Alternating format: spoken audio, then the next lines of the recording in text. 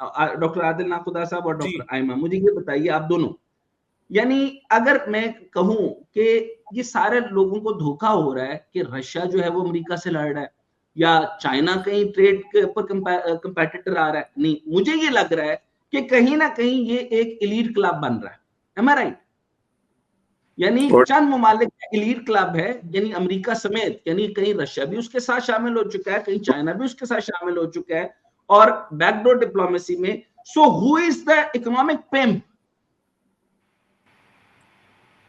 ये तो अब आप बताइए जी, if you can read into मेरा ख्याल इंडिया जो है, India is going to be I mean already economic pimp. दुनिया में third best economy, fourth best economy, ninth best economy, इसका तो फंडा क्लियर हो गया ना। आप इंडिया का देखें तो देखिए, इसमें तो वो अपनी उसका देख रहा है।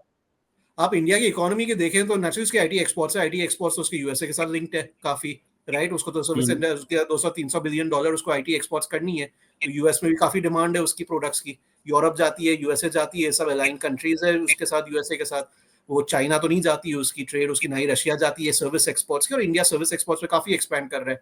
फिर इंडिया ने ये जो लिया है अपना जो एक रिफाइंड ऑयल के थ्रू, वो रशिया और चाइना को तो नहीं एक्सपोर्ट कर रहा, वो यूरोप को एक्सपोर्ट कर रहा है, और यूएसए को आयरन के एक्सपोर्ट करने के लिए। हाँ, वही एक बात आ गई। तो बात तो इंडिया की ऐसे, और इंडिया ने ये जो अपना किया है F-35 की भी जो बात की है, वो नेचुरली इंडिया अलाइनमेंट वो दिखा ही रहा है कि वो प्रेफर करता है ये स्टैंड। तो मैं बताती हूँ, let me add one thing here. देखें, द थिंग इज जो अभी because America has such a strong control over India, तो उन्होंने कहा अब या हमारे सारे ये जहाज ये भी लेंगे, क्योंकि US has a imbalance of payment, right? Russia is sending almost $3 billion of exports to the US. So US is the biggest market, ठीक है? अब इतना ज्यादा बड़ा आपका कोई बाय, आप छोटी सी कंपनी ले लेंगे, आप छोटी सी कोई चीज, आप अपने कंज्यूमर्स को तो नाखुश नहीं कर सकते। कस्टमर्स देखेंगे, आप कस्टमर की तरह एक बिजनेस ले, तो जो ट्रम्प साहब अपनी पॉलिटिक्स खेल रहे हैं ऑन द पॉइंट, बिकॉज वो इतना आपको पैसा, अगर आप चीज बना के रखें, आपके पास कोई बायर नहीं है, तो आप उसका क्या करेंगे? और यही EU को भी मिस्टर ट्रम्प ने 3-4 दिन पहले कहा है कि you are not buying our things, we are buying your cars, we are buying your food, you are not buying anything, so you are next in line, you are gonna be sanctioned with tariffs. तो I think what he is doing is correct, he is running a country like a business, he is a businessman. तो आप अपने आप system को strengthen करें, या उसको two way system रखें कि आप अमेरिका को भी फायदा दें। तो जो अपनी जो पूरा, अभी एक सेकंड मैं आपको इकोनॉमिकली बताती हूँ। देखें, जो अभी फेड के ऊपर इन्फ्लेशन का बहुत खतरा है, उनको पता है कि अगर हम अपना पॉलिसी रेट्स नीचे लेके आएंगे, हमारी करेंसी डिप्रिशिएट करेगी, तो इस सारे सिस्टम के through they are gonna increase the demand of their currency and they are gonna link their reserves upwards, ठीक है? उनके reserve north side, so their economists and their politicians are very smart and they're working concurrently with each other कि हमने दोनों चीजों को align कैसे करना है, and this is how the world is going to move, because even though China is the factory of the world, but who is buying those things? ठीक है? Russia is one of their currency strength. So it's a whole cycle, and who has the might is very, very clear, and India cannot afford to lose US because it's a big population. They have to feed so many mouths.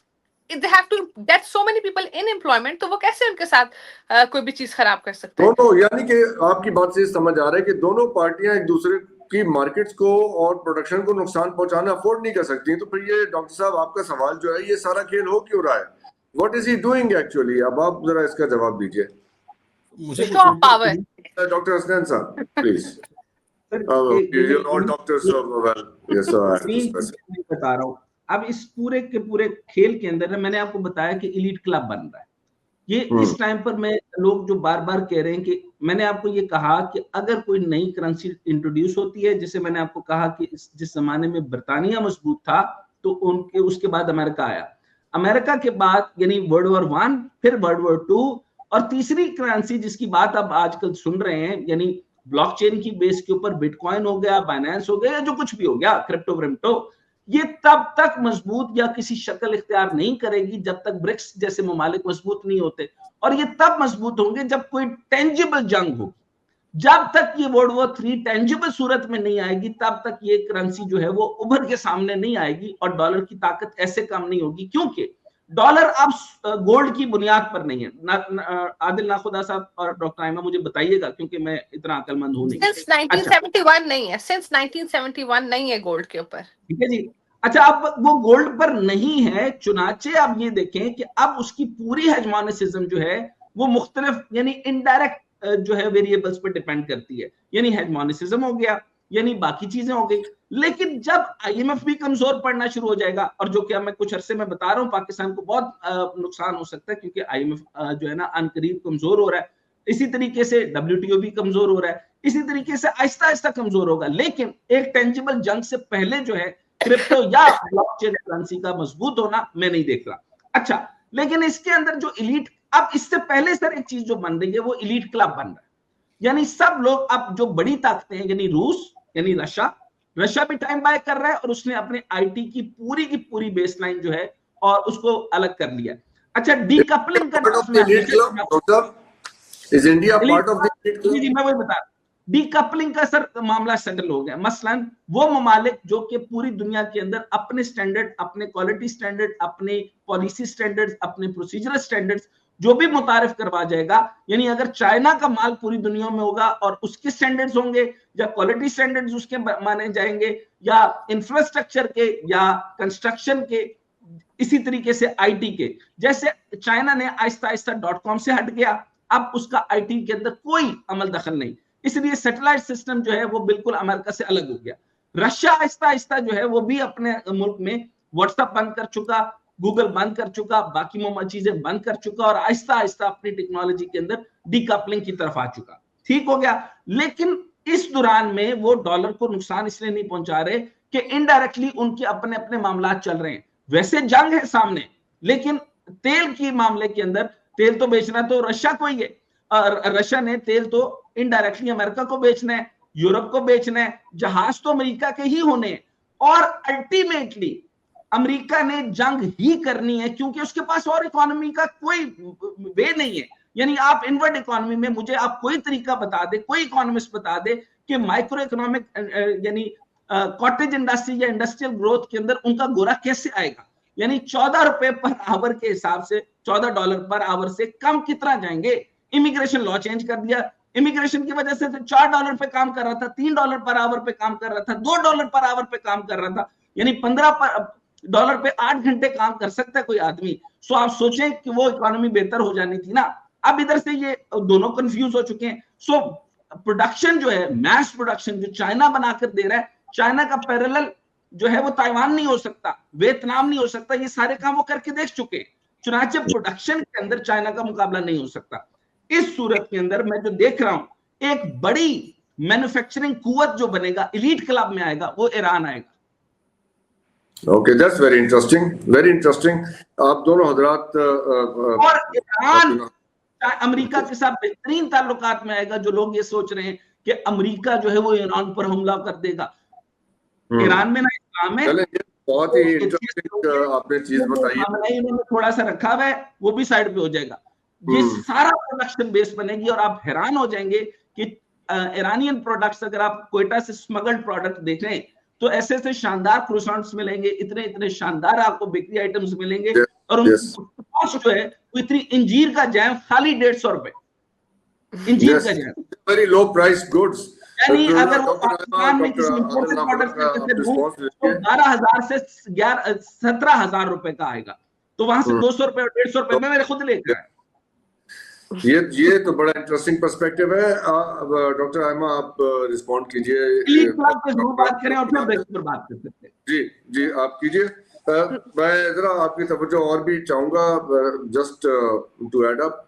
Putin साहब ने Russia में अपने businessman के साथ को address किया है, वहां पे उन्होंने कहा जी हम यूएसएसआर केमिकल इंडस्ट्री में नंबर 2 था दुनिया में, अब हम कहाँ चले गए हैं, इसके ऊपर तवज्जो दीजिए। तो I don't know if he means petrochemical, क्योंकि उनको भी अब रियलाइज हुआ होगा कि हमारा रॉ ऑयल इंडिया खरीद के आगे हमसे कम पैसों पे लेके आगे बेच रहा है, तो ये काम हम खुद भी कर सकते हैं, उनको क्यों ये पैसा दें।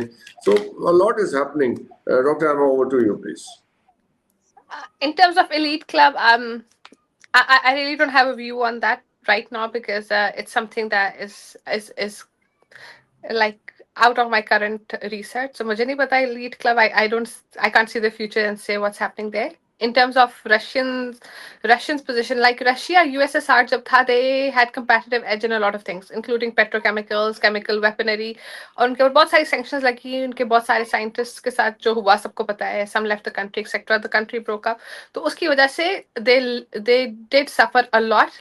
अब यहाँ तक रह गया oil refineries का, obviously अगर हम इसको इकोनॉमिकली एक थ्योरी होती है टर्न पाइक थ्योरी से भी देखा जाए तो Russia can gain the competitiveness in the market because it started at a higher level at one point in time, तो वो कर सकते हैं. पर अगेन रशिया के लिए एक्सपोर्ट करना डायरेक्टली इतना इजी नहीं हो सकता गिवन के अमेरिका की और बाकी कितनी सैंक्शंस हैं. But at the same time WTO is losing its position and world politics are changing. तो yes, that is something that I do see कि रशिया खुद से ये सारे काम करना शुरू कर दे.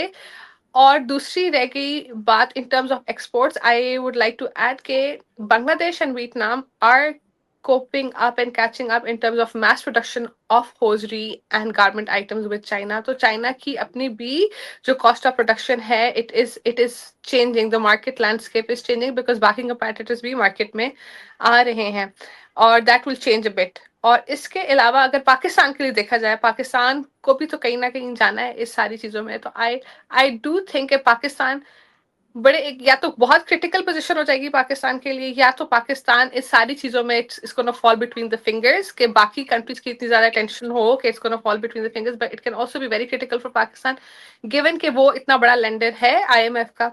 At the same time China का भी इतना ज्यादा डेट है पाकिस्तान के ऊपर, तो दोनों कंट्री स्क्वीज इन कर सकती हैं पाकिस्तान को. तो आई थिंक बाकी सारी चीजों को साइड पे रख के डॉक्टर आदिल नाखुदा आपकी तरफ चलते हैं. We have last few minutes to go. Adil Nakhuda जरूर बात करें, लेकिन कैपिटलिस्ट पावर ने इंडिया और पाकिस्तान को हमेशा जंग के लिए रखा हुआ है. पाकिस्तान को सिर्फ जंग करना आती है और वो इनिशिएट कर देंगे. जब भारत थोड़ा सा बेहतर होने लगेगा अमेरिका को लड़ा देंगे. आज वो सबने ये भी कहा है कि जो हम पैसे दे रहे हैं, साउथ एशिया का जिक्र किया, बड़ी अजीब बात है, पाकिस्तान का नाम नहीं था उसमें. बांग्लादेश, नेपाल, इंडिया, इन्हें पैसे खिला रहे हैं. उनका about them, what is happening there, उनके जो सोशल प्रॉब्लम्स हैं.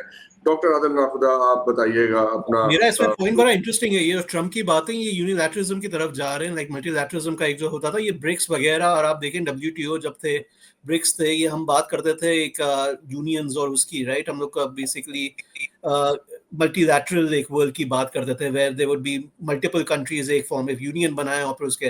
पर अब देखें यूएसए जो स्टैंड्स ले रहा है वो बिल्कुल ही यूनिक पोजीशन ले रहा है. They don't care about Europe का क्या है, वो अपनी स्टैंड से एक यूनिलैटरल वर्ल्ड की तरफ जा रहा है, राइट. तो उसमें भी हम देख रहे हैं तो ये जो ब्रिक्स का भी यही है. तो India is taking a unilateral position, doesn't care कि वो ब्रिक्स के दूसरे कंट्रीज क्या करें. वो कोई ऐसा कुछ है नहीं कि एग्रीमेंट कि हमने साथ में एक पोजीशन लेनी है या जो भी है, राइट. तो इसमें ये फर्क एक पड़ रहा है. आई थिंक ये जो बात है. और एक्सपोर्ट्स की जब बात आ गई, आई थिंक ये चीप चाइना का तो यही है कि इट्स अ नोन थिंग कि उसके कॉस्ट बढ़ रहे हैं. वो तो नेचुरली डेवलपमेंट होगी, आपका प्रोडक्ट उसके बाद आपके GDP पर कैपिटा जब बढ़ेगा तो वेजेस बढ़ेगी etcetera, as living standards increase, आपके cost of production will increase. But economies of scale के जो होते हैं वो दूसरे फिर होते हैं, जैसे वो जा रहे हैं AI की तरफ जा रहे हैं. चाइना अपनी प्रोडक्शन में मैकेनाइजेशन लेके आ रहा है, तो it's becoming less dependent on workers. But आप worker intensive, labour intensive, it's moving towards the less developed countries of South East Asia. जैसे वियतनाम में आपने देखा है कि काफी अब इन्वेस्टमेंट बढ़ गई है, लाओस में आ रही है, Cambodia is becoming a big thing in this sense, Thailand तो ऑलरेडी था और अट्रैक्ट कर रहा है. सो अल्टरनेटिव्स आ रही हैं इन्वेस्टमेंट के लिए, FDI के लिए in that sense. But unfortunately हमारे पास जो पाकिस्तान में जो आनी थी CPEC के बाद, अब आप यही क्वेश्चन दे सकते हैं कि CPEC के बाद हमें तो कुछ नहीं मिला इससे. तो यही हमारे बात है कि इंटरनल हमारे इतने मसले हमने कभी ये सॉल्व ही नहीं किए. जैसे वो तो फिर हजार हम चीजें उस पर ले सकते हैं, राइट के. बट यही बात है कि हमने क्यों नहीं अट्रैक्ट करनी है इन्वेस्टमेंट. वही तो क्वेश्चन हमें यार हमारा यही होना चाहिए कि सवाल है डॉक्टर आदिल के पाकिस्तान की बात ही नहीं कर. एक ज्यादा एक पॉइंट है, ट्रम्प ने पाकिस्तान की तो बात ही नहीं की. उस तो टैरिफ्स हमारे ऊपर कुछ लगाने की बात ही अभी नहीं की है. ये भी सेकंड टियर कंट्रीज है. टैरिफ की चीज का हम सीट लेने की औकात ही नहीं रखते, तो हमसे टिकट क्या. अगर वो हमारे पर करेगा ही नहीं टैरिफ्स, हम टैरिफ्स नहीं लगाएंगे, हमारे ऊपर ना लगाए टैरिफ्स, तो हम तो ये जैसा माहौल रहा है ना पिछले पिछले पाकिस्तान एक बोला है, 25 पाकिस्तान एक ड्रामा आता होता था, पाकिस्तान एक बोला है, ये अगर टिकट ले ले तो कहता है मैं हूँ और मेरे साथ भी मैं ही हूँ। मैं तो कहता हूँ कि जैसा माहौल रहा है पाकिस्तान के बारे में, जब इंटरनेशनल मीडिया बात करता था तो मुसीबत ही आती थी। मैं तो बड़ा शुक्र अदा कर रहा हूँ कि it is nowhere in the news anywhere in the world. That's a good sign in that sense. बेड़ा गर्क Taking advantage of this. आपके सामने काम कर लिया करे। पाकिस्तान का बेड़ा गर्क